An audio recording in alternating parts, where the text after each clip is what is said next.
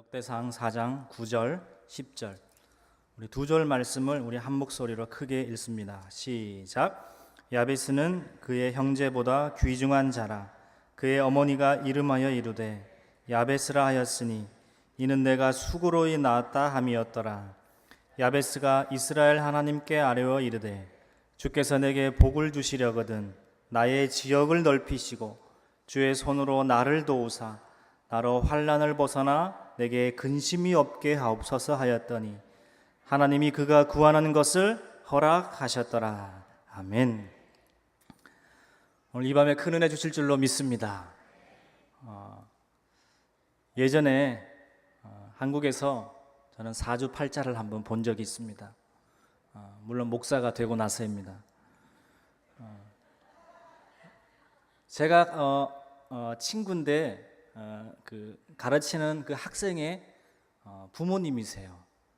그분이 갑자기 이렇게 식사를 할 기회가 있었는데 갑자기 저의 생년월일을 물어보시는 겁니다. 그래서 얘기를 해줬더니 점을 딱 쳐보더니 저보고 성직자라는 거예요. 성직자라고 얘기도 안 했는데 풍기는 인상이 그래서 그런지 몰라도 막 그것까지는 오케이. 그리고 저의 할머니 때에 어떤 신주 단지를 모신 신내림이 있는 그러한 집안이다 그러는 거예요. 뜬금없이. 저는 깜짝 놀란 게 저희 할머니는 권사님으로 하나님의 부름을 받으셨지만 젊을 때 이제 할아버지가 일찍 돌아가시고 혼자 지내실 때 그 신기 같은 것이 있으셨어요. 신기. 나는 해운대 신령이다 하면서 이런 신기가 있으셨어요. 늘 몸도 아프시고 이런 이야기를 전해 들은 기억이 그때 탁 나는 겁니다. 그래서 저의 모교회인 울산침례교회를 저희 할머니가 지나가시다가 갑자기 음성 같은 것이 들립니다. 너는 예수 믿어야 하는 팔자다 그러면서 확 강하게 교회로 빨려 들어가서 그곳 지하 기도실에서 목사님과 2주 정도 이렇게 생활하면서 기도하고 기도 받으면서 그 아픈 것들이 다 낫게 되시고 95세까지 장수하다가 주무시다가 천국으로 가셨습니다. 그래서 저희 집안 이야기를 딱 하니까 너무 깜짝 놀란 거예요. 점을 봐주는 그분께 그런 게 보입니까? 하니까 본인에 대한 소개를 하면서 들어는 보셨습니까? 계룡산 그러시는 거예요. 계룡산. 들어는 봤나 계룡산. 이분이 계룡산에서 작두를 타신 분이에요. 작두를. 작두 타는 거 보셨습니까? 저희는 저희 동네에 그 소위 말하는 대나무 꽂은 집들이 많으셨어요. 보살들도 많고 보살도 급이 다 달라요. 저는 이 작두 타는 모습을 봤는데 그 높이에서 펑펑 뛰는데 피가 안 나요. 신비한 능력이죠. 다치지가 않는 겁니다. 그런 신기가 있는 사람들이 작두를 타게 되는 거죠. 근데 이분은 그 이 2개짜리 이 작두가 아니고 계단 작두를 탔다는 거예요. 계단 작두를. 이 급이 굉장히 높으신 분인 거예요. 그래서 비 오는 날에는 원래 작두를 안 탄답니다. 근데 본인은 비 오는 날에 계단 작두를 탄 이 정도의 그 급이었다는 겁니다. 그래서 이 사람과 몇 분 정도 이렇게 점을 이제 치고 이렇게 하는데 4,000불, 5,000불 정도, 500만 원 정도를 본인이 받았다 그럽니다.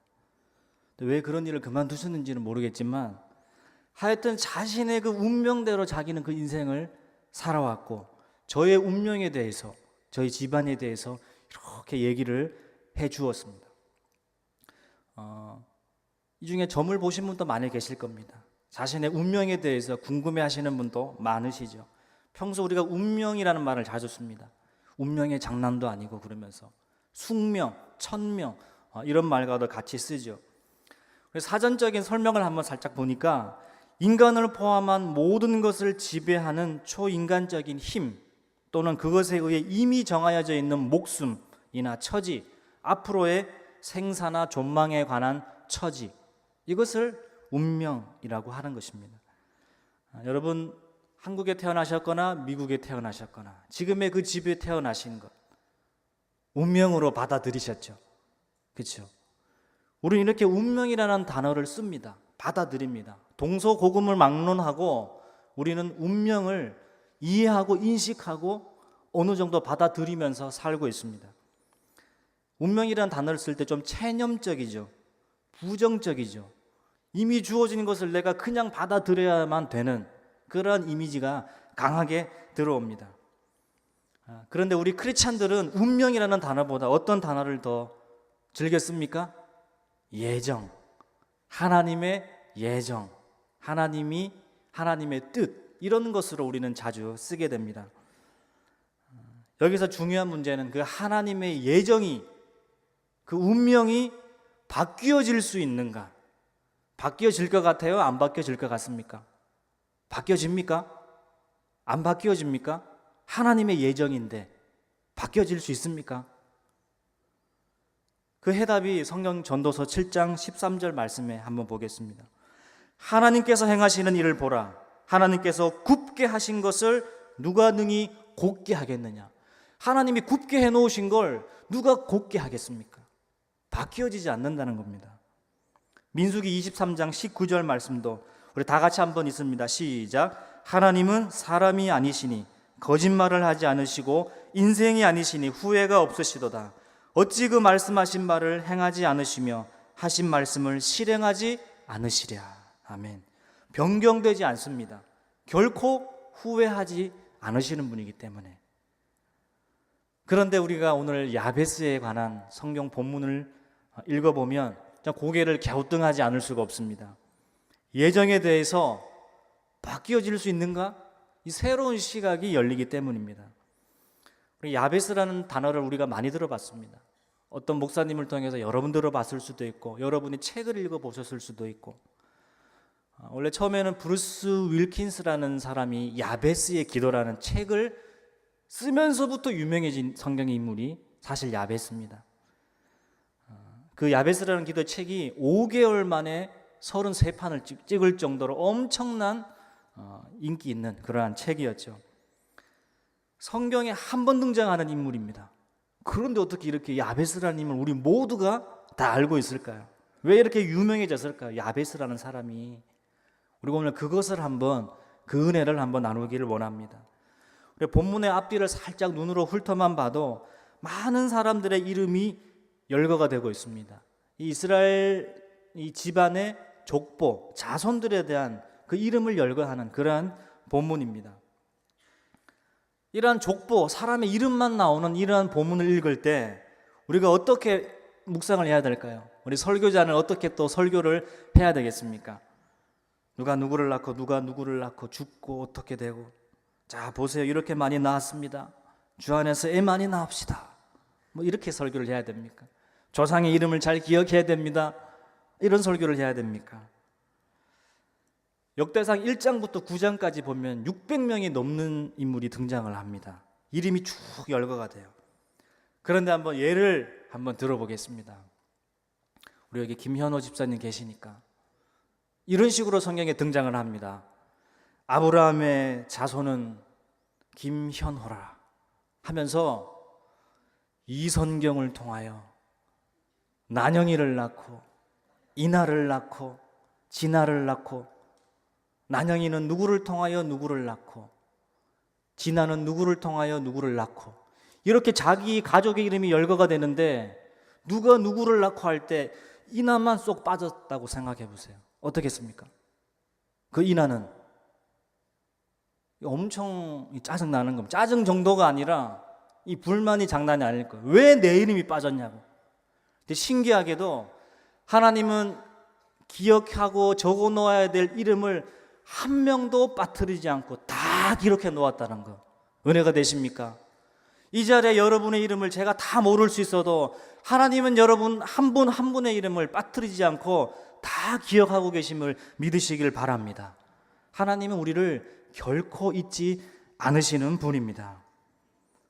이름을 쭉 기록할 때 한 사람에 대해서 구체적으로 조금 더 많은 양을 기록해 놓았다면 좀 특별할까요? 특별하지 않을까요? 특별하겠죠. 다 이름만 열거하는데 그 사람에 대한 설명이 조금 언급이 되었다. 그러면 그 사람에 대해서는 특별하게 주목을 해보라고 그렇게 해놓으신 거겠죠.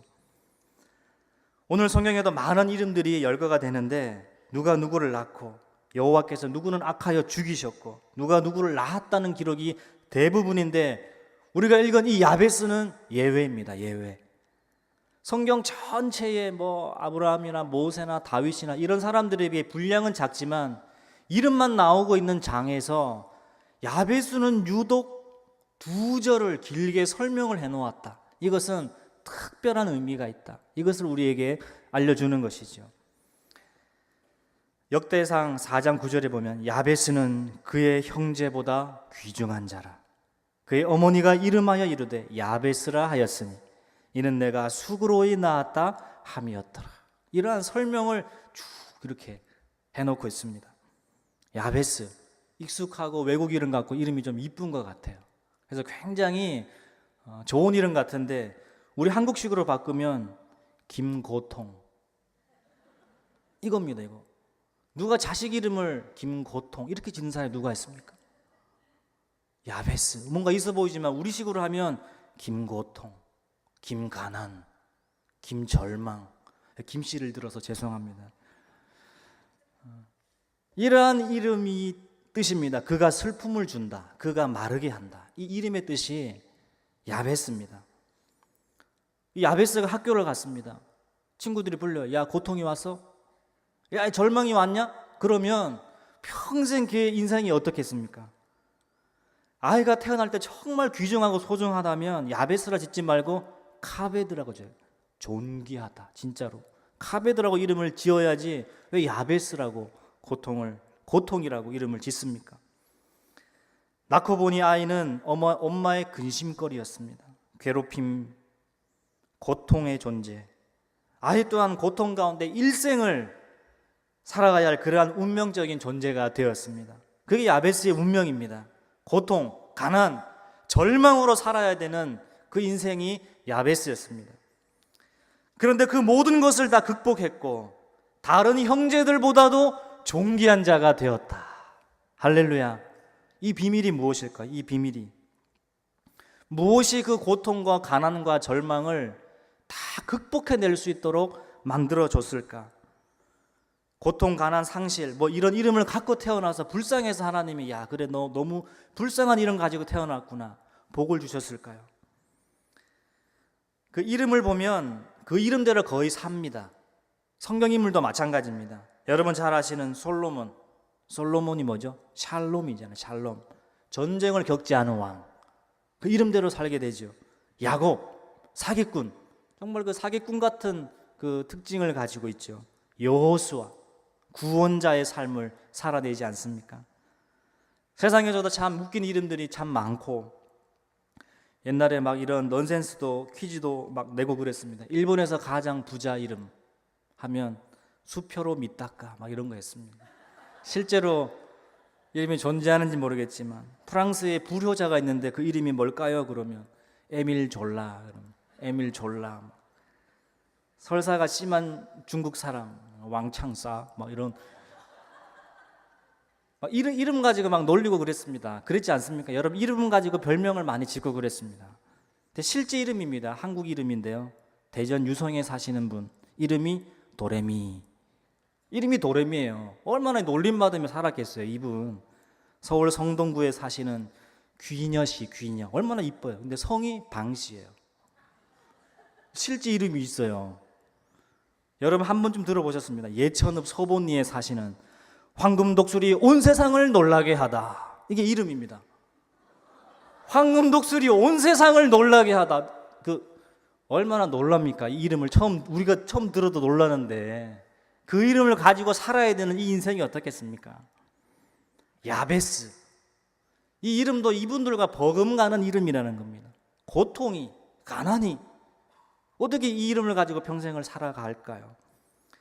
무엇이 태어날 때부터 안고 있었던 그 이름의 운명, 그 예정을 뒤바꿔 놓았을까요? 그 이유를 10절에서 밝히고 있습니다. 10절. 하나님께 아뢰어 이르되. 하나님께 아뢰어 이르되. 이거 하나밖에 없어요. 너무 평범한 것 같지만 그 인생을 역전시킨 단 한 가지, 바로 하나님께 기도했다는 것입니다. 여러분 기도하러 나오셨죠?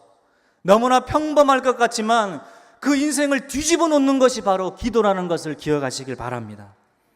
그 기도가 야베스가 진짜 카베드, 존귀한 사람이 되었다는 것입니다. 하나님의 이 예정과 뜻, 운명을 바꾸어 놓은 인물이 이 야베스뿐만이 아닙니다. 여러분 잘 아시는 히스기야 왕도 그의 생명이 15년이나 연장이 되었습니다. 한나, 아이를 원래 못 낳는 사람이에요. 그런데 기도로 아들을 낳잖아요. 그럼 멸망당해야 될 니느웨 백성들 멸망당하지 않잖아요. 히스기야가 죽어야 되고 자식을 못 낳아야 되고 니느웨 백성이 망해야 되는데 그것을 하나님이 예정해 놓으셨는데 바꾸어 주셨다는 겁니다. 기도를 통해서. 그래서 하나님의 예정하신 것, 미리 그 뜻을 정해 놓으신 것이 바뀌어질 수 있습니까? 없습니까? 있다는 것입니다. 막 바꾸어 주는 게 아니라 예수 이름으로 나오는 하나님의 자녀들에게 그렇게 두시는 줄로 믿습니다. 운명과 상황, 그 환경을 바꾼 것 중에 무엇이 작용했냐면 단 한 가지, 기도밖에 없습니다. 기도 앞에서, 자녀의 기도 앞에서, 예수님의 이름으로 나오는 그 자녀의 이름 앞에서는 하나님의 뜻을 포기해 주시기도, 바꾸어 주시기도, 수정해 주시기도 한다는 것을 믿으시길 바랍니다. 세상 사람들이 안 돼, 그거 안 돼, 끝났어, 그거 어려워, 그렇게 할지라도 하나님이 된다 하시면 될 줄로 믿습니다. 그것이 우리 믿는 자들의 자랑이고 기도의 특권이 되는 것입니다. 사랑하는 성도님, 운명 분명히 존재합니다. 예정 분명히 존재합니다. 그러나 하나님은 자신의 뜻하신 바대로 모든 것을 이루어 나가십니다. 하지만 하나, 기도라는 변수가 있습니다. 자녀의 기도를 통해서 바꾸어 주시는 분이 사랑 많으신 우리 아버지 하나님이신 줄로 믿습니다. 기도는 바로 이 예정까지도 바꾸는 능력이 있는 것입니다. 우리가 꼭 무엇을 변화시켜 주셔서 뭘 바꾸어 주셔서 그래서 하나님 앞에 나오는 게 아니라 우리는 자녀이기 때문에 당연히 창조자 하나님, 내 아버지시니까 그분이 모든 문제의 열쇠 되시니까 이 자리에 나와 찬양하고 예배드리고 기도하는 이 시간이야말로 가장 큰 기적이고 값진 시간인 줄로 믿습니다. 우리 모두는 사실 이런저런 야베스들입니다. 그렇지 않습니까? 여러분의 아름다운 이름을 가졌다 할지라도 삶은 야베스인 분들이 얼마나 많습니까? 하지만 카베드가 될 수 있습니다. 왜냐하면 우리 모두가 기도라는 무기를 오늘 가지고 이 자리에 나왔기 때문입니다. 여러분, 야베스로 그냥 평생 사실래요? 아니면 카베드가 되실렵니까? 10절 하반절에 기도하였더니 하나님이 그가 구하는 것을 허락하셨더라. 여러분이 구하시고 그 구하는 것을 오늘 허락받는 이 밤이 되기를 축복합니다. 여러분, 기도는 믿음입니다. 믿음입니다. 여러분의 믿음이 있다면 기도의 입술을 여시면 그 기적이 일어나게 되는 것입니다. 오늘 믿음으로 나오는 아무 자격 없는 나에게 하나님의 은혜를 베풀어 주시는 분께 기도하시길 바랍니다. 히브리서 11장 6절 말씀에 믿음이 없이는 기쁘시게 못하나니 하나님께 나아가는 자는 반드시 그가 계신 것과 또한 그가 자기를 찾는 자들에게 상 주시는 이심을 믿어야 할지니라. 아멘. 우리는 이 믿음을 가지고 나아가기만 하면 되는 것입니다. 여러분, 기도를 하면요 믿음이 막 이렇게 솟구치지 않습니까? 기도도 깊어져요. 기도를 해야 깊어지지 갑자기 한순간에 책 몇 권 읽었다고 기도가 깊어지는 게 아닙니다. 기도가 또 기도하면 할수록 강력해지죠. 그럼 하나님이 가만히 계십니까? 절대로 가만히 계시지 않습니다. 누가복음 6장 38절의 말씀처럼 주라 그리하면 너에게 줄 것이니 곧 후히되어 누르고 흔들어 넘치도록 하여 너희에게 안겨주리라. 아멘. 기도를 선택한 여러분에게 주시는 하나님의 선물입니다. 하나님이 명하시는 기도의 명령에 순종할 때 하나님께서는 우리로 말미암아 존귀케 되시고 그 존귀함을 우리에게 주시는 분임을 믿으시길 바랍니다. 야베스는 그의 형제보다 귀중한 자다. 얼마나 은혜가 됩니까? 이름이 야베스인데 형제들 중에서도 가장 귀중한 자가 되었다. 이러한 기적이 오늘 우리에게도 있기를 원합니다. 역대상 2장 55절에 보니까요, 이 야베스라는 것이 지명으로 사용이 됩니다. 지명. 야베스에 살던, 이렇게 시작을 합니다. 여러분, 이름이 지명이 되려면 어떻게 해야 됩니까? 아무나 그렇게 됩니까? 적어도 케네디 공항, 그죠? 드골 공항, 을지로, 세종로, 이 정도가 돼야 이 지명으로 쓰는 겁니다. 근데 이 야베스가 그 지역의 지명으로 쓸 정도였습니다. 야베스의 기도의 특징을 아십니까? 야베스의 기도의 특징 두 가지가 있습니다. 원망이 없는 기도였습니다. 그렇게 태어났으면, 그러한 이름 가지고 살았으면 얼마나 원망이 많겠습니까? 벌써 표정부터가 가난하고 고통에 찌들려 있고 절망에 쩔어서 얼굴만 봐도 그 인생이 보일 텐데, 원망이 가득할 텐데 원망이 없는 기도였습니다. 오늘 성경의 야베스의 기도 가운데 원망의 흔적이 보입니까? 보이지 않죠. 야베스의 기도의 특징, 그 인생의 야베스가 카베드가 된 첫 번째 기도의 방법, 원망이 없는 기도였습니다. 물론 하나님은 시편의 많은 탄원 시들을 통해서 모든 원망을 우리 하나님께 이렇게 다 토로하시도록 그렇게 말씀을 해 주시지만, 이 야베스의 기도는 원망이 없는 기도였습니다. 서로 원망하다가 헤어지는 사람 얼마나 많습니까? 옛날에 이런 우스운 이야기가 있었습니다. 할아버지와 할머니가 산을 이렇게 올라갑니다. 올라가다 보니까 할머니가 다리가 이렇게 너무 아파요. 그래가지고 할아버지 나 좀 업어줘 해서 탁 이제 할머니가 업혔어요. 이렇게 탁 할머니를 업고 갑니다. 영감, 나 무겁지? 그럼 무겁지. 얼굴은 철판이지, 머리는 돌이지, 간은 크지, 허풍은 많지. 막 이렇게 원망을 하니까 얼마나 힘들었으면, 원망을 하니까 할머니가 내려오더니 상정장까지 뛰어 올라갑니다. 올라갔다가 내려오니까 이제 할아버지가 다리가 아픈 거예요. 그래서 할아버지가 할멈 나 좀 업어줘. 그래서 이제 할아버지가 업혔어요. 할멈 생각보다 나 가볍지? 그러는 거예요. 그럼 가볍지. 생각 없지. 머리 비었지. 귀 얇지. 입 싸지. 양심 없지. 간 콩할 만하지. 쓸개 없지. 허파에 바람 들어갔지. 막 원망을 하는 겁니다. 할아버지 할머니가 헤어지셨대요. 서로 원망하다가, 서로 신세 한탄하다가 헤어지는 사람 얼마나 많습니까? 우리의 기도가 원망과 신세 한탄으로 주여 이렇게 시작하는 사람하고, 하나님을 대망하면서 기도하는 사람하고, 하나님이 누구 기도를 더 이쁘게 받아주시겠습니까? 시편의 많은 탄원시 가운데에서도 핵심은 무엇입니까? 구원하실 하나님을 찬양하고 신뢰하면서 마무리가 됩니다. 그것이 시편의 탄원시의 핵심이지 않습니까? 야베스의 기도의 또 두 번째 특징이 뭡니까? 불가능한 소원을 이루는 기도, 불가능한 소원을 구하는 기도였습니다. 이 야베스는 땅 한 평 없는 사람입니다. 그런데 지역을 넓혀주셔서 이렇게 기도했어요. 땅 한 평 없는 사람이 무슨 땅이 있어서 지역을 넓혀달라고 이렇게 기도해야 정상인데, 땅 한 평 없는 사람이 지역을 넓혀주셔서 이렇게 기도를 했다는 것입니다. 불가능한 것을 아뢰는 기도, 이것이 야베스의 기도였습니다. 내 능력 안에 있는 일이 있죠. 내 능력으로 다 할 수 있는 일이 있어요. 그것을 위해서도 기도해야 되지만, 내 능력 밖의 일도, 내 능력으로 할 수 없는 그 밖의 일도 기도해야 될 줄로 믿습니다. 이것이 기도해야 하는 사람들의 자세 아니겠습니까?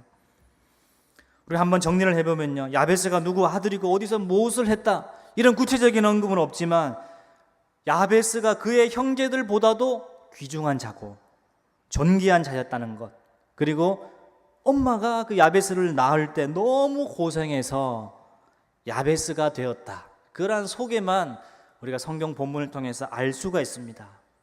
근데 성경학자들이 많은 연구를 한 끝에 이 세 가지의 고통, 삼중고를 지니고 태어난 인물이라고 공통적으로 이야기하는 부분이 있습니다. 그게 뭔가 하면, 이름이 있는 그대로 가난에 어려운, 말 그대로 이 사람은 가난한 사람이었습니다. 정말 절망적인 가난함이 있었을 거예요. 그런 고통을 가지고 산 사람. 두 번째는 난산의 어려움. 엄마가 난산을 해서 날 때 난산을 하면 어떻습니까? 산소 공급이 제대로 안 되면 장애를 안고 태어나는 겁니다. 그래서 이 야베스는 장애를 입은 사람이다. 그래서 세 번째는 또 유복자였다. 아버지가 없는, 태어났는데 아버지가 없어요. 아버지가 다 이름을 지어주고 붙여주는 시대에 어머니가 이름을 지어줍니다. 아버지가 없다는 얘기거든요. 그래서 유복자였다. 가난과 장애와 아버지가 없는 이 환경 가운데 야베스는 분명하게 세 가지를 구합니다. 복에 복을 더해 주세요. 지역을 넓혀 주세요. 이 환난을 벗어나 근심이 없게 해주세요.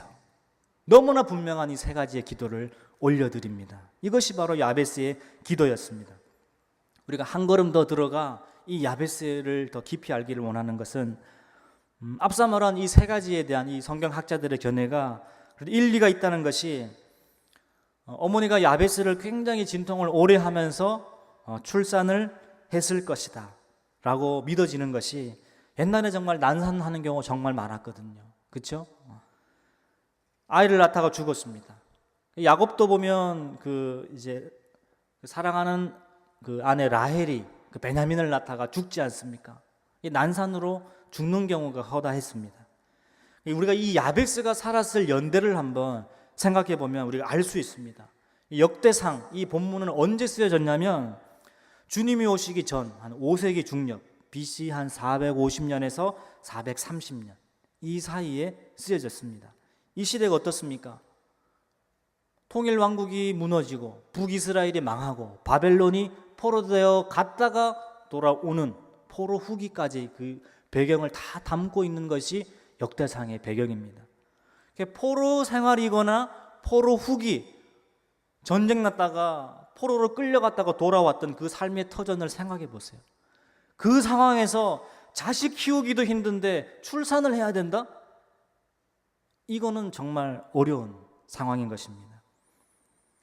포로 생활 가운데 어머니가 아이들을 낳아야 할 경우 먹지도 못하죠. 생활은 아예 전혀 되지도 않고 자녀들을 돌볼 수 없는 상태에서 아이를 낳아야 된다. 정말 죽을 각오로 아이를 낳아야 되는 것입니다. 예전에 한국에도 경제가 어려울 때 아이를 안 낳았습니다. 너무 안 나오니까 뭐 했죠? 출산 장려 정책 막 펼쳤어요. 이제는 살기가 너무 어려워지니까 애를 안 낳아요. 요즘 남자든 여자든 우리 한 아이를 낳아서 대학 졸업시키기까지 3억 정도가 든다 그러잖아요. 3억.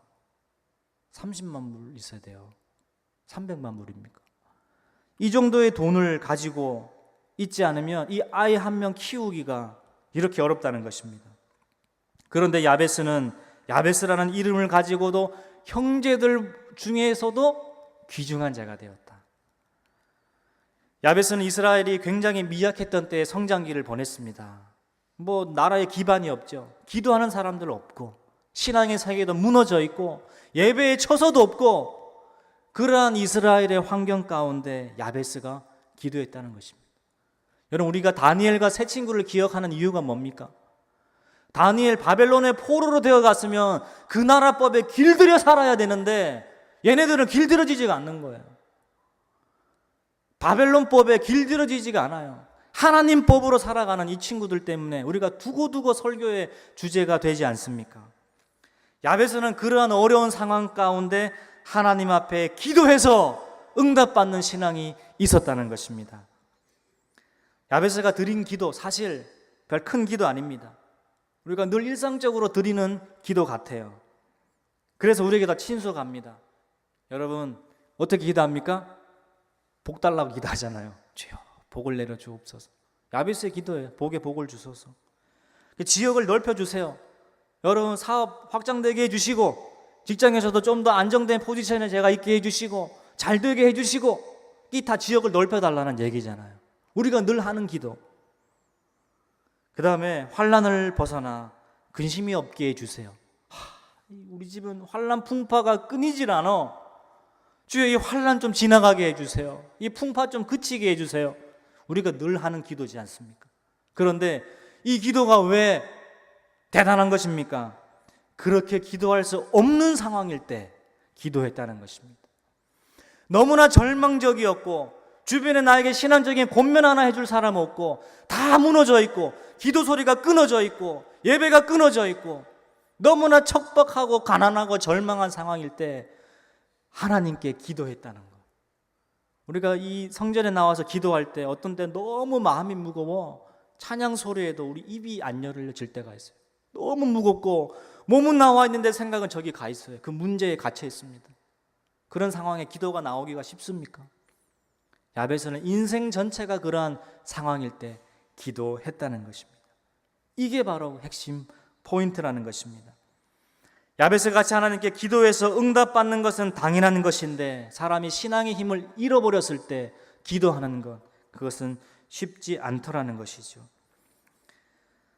자신의 지역을 넓히는 것 원하지 않을 사람 없고 안락한 집을 얻고 싶은 것, 자신의 사업장을 넓히기를 원하고 직장에서 더 안정된 자리를 보장받기를 원하고 우리는 이 욕심 가운데 기도할 수 있습니다. 그러나 야베스는 그런 기도가 아니었습니다. 10절 앞에 보면 10절에 보면 이렇게 시작합니다. 야베스가 이스라엘 하나님께 이스라엘 하나님께 이렇게 강조가 되어 있습니다. 하나님 앞에 이스라엘 하나님께 이렇게 강조가 되어 있는 성경 구절입니다.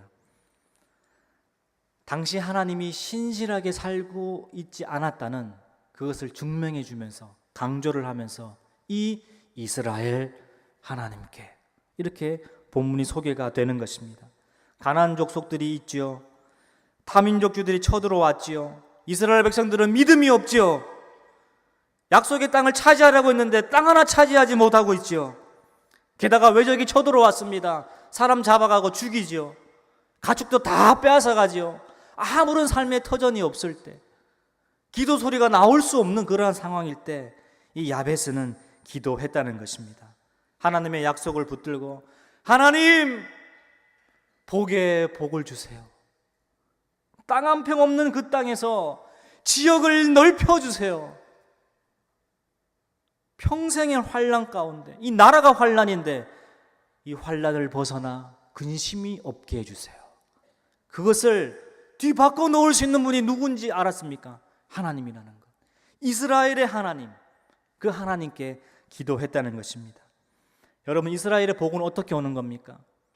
이 민족 저 민족 더 힘센 민족 들러붙어 가지고 오는 것입니까? 아무것도 남는 게 없을 것입니다.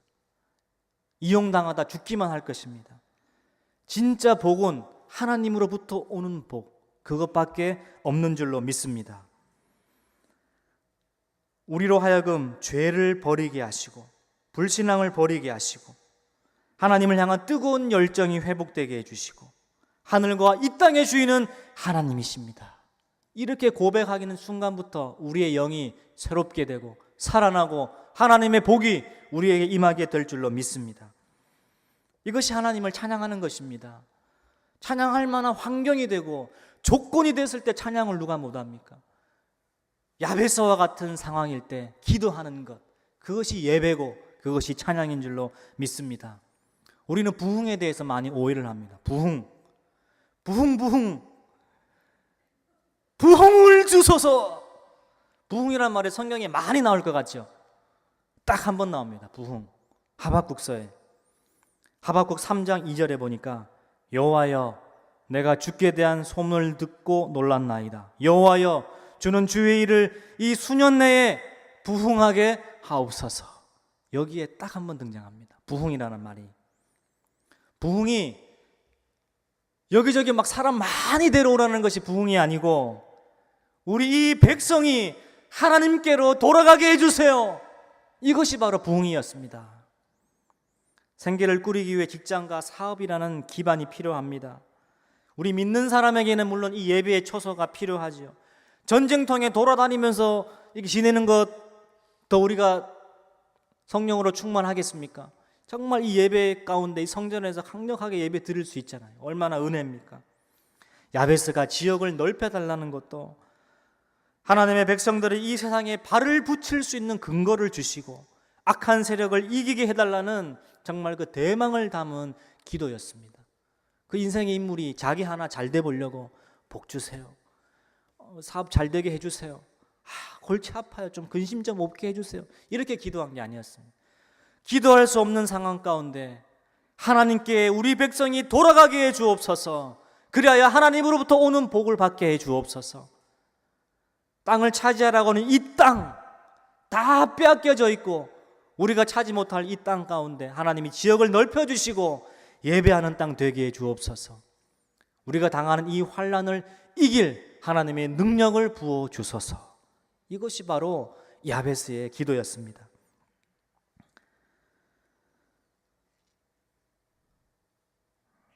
왜 역대기의 저자가 야베스를 이렇게 강조해서 이 본문을 기록했느냐? 유다 백성들은 바벨론의 포로가 되는 엄청난 사건을 겪고 나서 전부 하나님에 대한 신앙을 저버렸습니다. 유다 백성들은 계속 어려움을 당하고 환난을 당하고 지역이 없으면서도 기도까지 안 한 것입니다. 기도까지. 정말 절망적인 상황인데도 기도까지 안 했어요. 하나님께서 알아서 다 해주시겠지.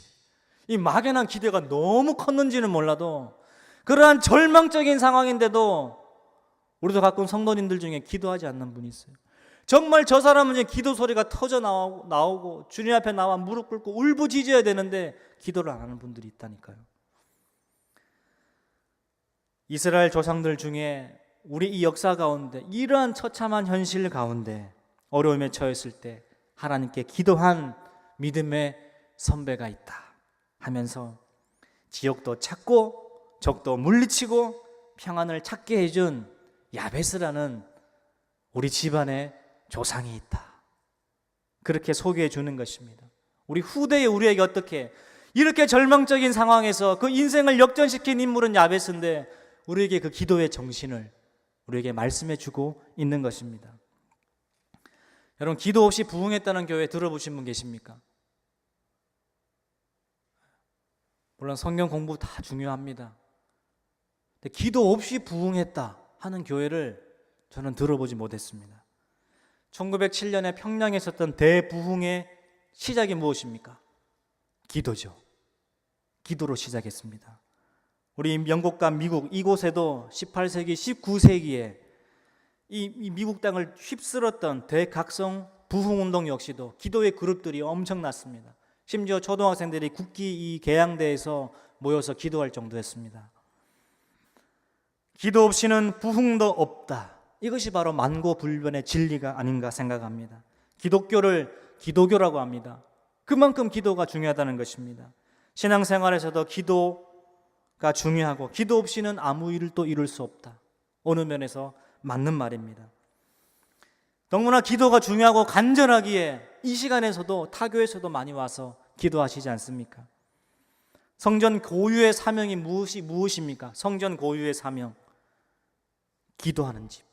만민이 기도하는 집이 이 성전 고유의 사명인 줄로 믿습니다. 기도하기를 그치게 되면 어떻게 됩니까? 강도의 소굴이 되지요. 장사에서 유익과 나의 이익을 남기는 장소로 전락해 버렸습니다. 그러한 성전으로 전락했을 때 하나님이, 예수님이 어떻게 하셨죠? 그 성전을 뒤집어 보셨습니다. 성전을 청결하게 기도하는 집이 되도록 예수님도 그렇게 만드셨습니다. 성전에 나와서 기도하지 않는다. 예수님은 정말 그 장면을 기억해 보십시오. 성전을 뒤집어 엎으시는 모습. 성전은 기도하는 집입니다. 성전의 기도 소리가 끊어지면, 여러분의 부르짖는 그 기도가 끊어지면 강도의 소굴이 되는 것입니다. 세상에 문화가 들어오고요, 죄악이 들어오고, 교회가 교회로서의 사명과 역할을 제대로 감당하려면 우리의 기도 소리가 더 뜨거워져야 될 줄로 믿습니다. 이곳은 강도의 소굴이 아니라 하나님께 기도하는 집. 그러기에 우리의 기도는 오늘도 더 불타오를 것입니다. 기도의 능력 저자가 있습니다. E.M. 바운즈라는 분인데요, 이렇게 소개를 합니다. 하나님은 바쁜 사람과 친하지 않으신다. 급하게 와서 급하게 가는 사람에게는 은혜를 베풀지 않으신다. 하나님은 그의 자녀들이 하나님을 알고 하나님과 친한 관계를 가지기 원하시며 오직 하나님과만 함께하는 시간을 내기를 바라고 계신다. 아멘이십니까? 여러분도 오늘 끝나고 급하게 어디 가실 계획이 있으세요? H마트 장 보셔야 됩니까? 급하게 왔다가 급하게 가는 사람, 하나님도 친하지 않으세요. 나를 불편해해? 하나님도 불편하신 거예요. 충분히 하나님께 기도하는 시간을 가지시길 바랍니다. 기도의 잔을 가득 채우시기를 바랍니다. 교회에서 항상 문제가 되는 것은 지혜롭고 경험도 많고 뭔가 잘해요. 그런데 기도하지 않는 사람의 특징이 꼭 분란이 생겨요. 기도하지 않는 사람들, 그 무리 가운데. 다윗이 이 기도의 능력을 알았기에 시편 116편 1절 2절에서 이렇게 말씀합니다. 우리 한 목소리를 읽습니다. 시작. 여호와께서 내 음성과 내 간구를 들으심으로 내가 그를 사랑하는도다.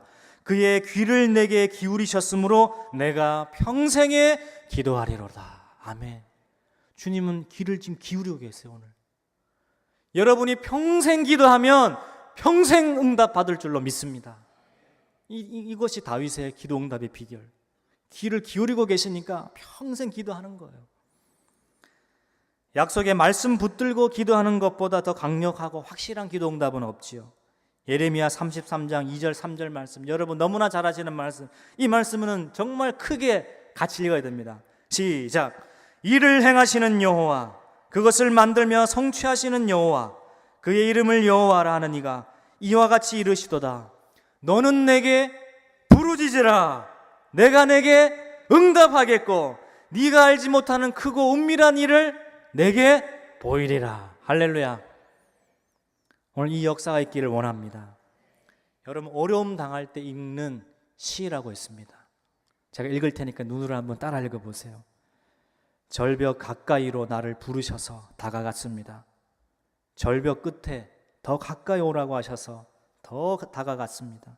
그랬더니 절벽에 겨우 발을 붙이고 서 있는 나를 절벽 아래로 밀어버리시는 것이었습니다. 물론 나는 그 절벽 아래로 떨어졌습니다. 그런데 나는 그때까지 내가 날 수 있다는 사실을 몰랐습니다. 여러분, 하나님께서 우리를 왜 절박한 낭떠러지 가운데로 왜 이끄신다고 생각하십니까? 그런 상황을 맞죠. 기도할 마음이 생기도록. 거기까지 가지 않으면 기도 안 하거든요. 우리는 나 자신을 너무 잘 압니다.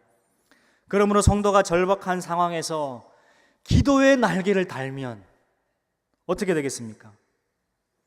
고난 속에서 하나님을 원망할 때도 있겠지만 결국 그 고난은 우리를 하나님께로 이끌고 가는 기도의 날개를 달게 되는 것입니다. 신학자 칼빈이 이런 얘기를 했습니다. 어려운 환경에서 기도하고 싶은 마음마저 없다면 우리는 짐승만도 못한 사람들이 아닐 수 없다 그랬습니다. 어려운 환경인데도 기도하고 싶은 마음마저 없다면 우리는 짐승만도 못한 사람. 사람이면 감각을 주셨고 믿는 자에게 기도의 문을 열고 계신데 기도하는 마음마저 없다면 짐승과 다를 게 뭔가 정말 울림이 있는 얘기입니다. 야베스의 기도, 절박한 상황, 모든 기반이 없어져 버린 상황, 땅도 예배당도 신앙의 사람들도 다 주를 떠났습니다. 절박함 속에서 하나님을 바라본 사람, 이스라엘의 영적 부흥을 갈망한 기도. 본문에 짧게 소개되었다고 야베스가 한 2줄만 기도했구나, 우리 이렇게 생각하지 않죠. 얼마나 그 하나님의 나라가 임하기를 기도했을까요? 여러분, 죄악의 쓴뿌리, 상처의 쓴뿌리, 여러분 고질병과 같은 기도의 제목들이 있을 것입니다.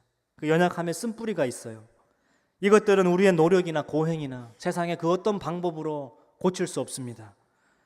흘러 넘치는 기도만이, 그 가운데 아무 자격 없는 나에게 찾아와 주시고 응답해 주시고 그럼에도 불구하고 나를 만나 주시는 그 하나님의 사랑을 체험할 때 우리 이 모든 쓴뿌리들을 이겨낼 수가 있는 것입니다. 야베스는 고통이라는 이름을 가지고 태어났지만 그 이름과는 정반대의 복을 누리며 살았습니다. 역대상이 야베스를 소개하는 까닭, 여러분 오늘 잘 이해가 되셨습니까? 야베스 이렇게 기억하십시오. 기도로 운명을 바꾼 사람. 여러분의 이름 석자를 떠올리면 야, 그 집사님 기도로 운명 바꾼 사람이야. 이 얘기 꼭 들으시기를 바랍니다.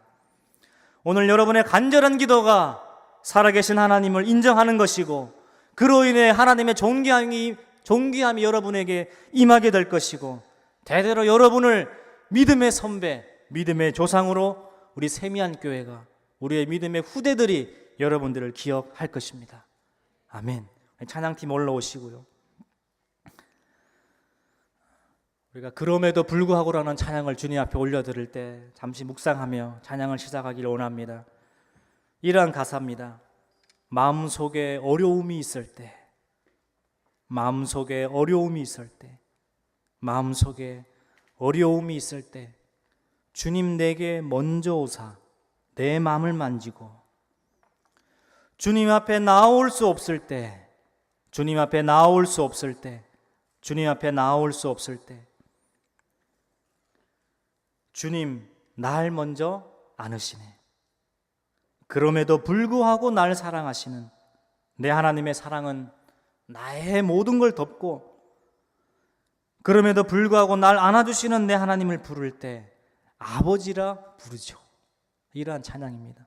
여러분 절망적인데도 기도할 마음이 안 드시는 분이 이 자리에 계실 수도 있고 정말 마음 문이 열리지 않고 어려움이 있고 주님 앞에 나올 수 없는 죄악을 저지르는 분도 있을 수 있습니다.